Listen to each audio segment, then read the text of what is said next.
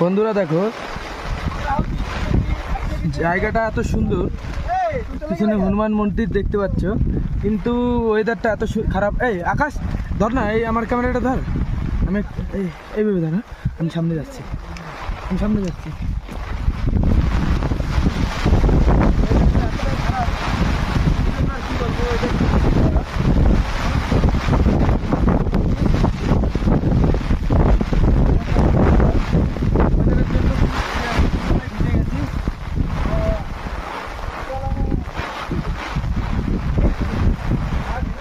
ওই একটু দাঁড়াবো, বৃষ্টিটা থামলেই বেরোবো।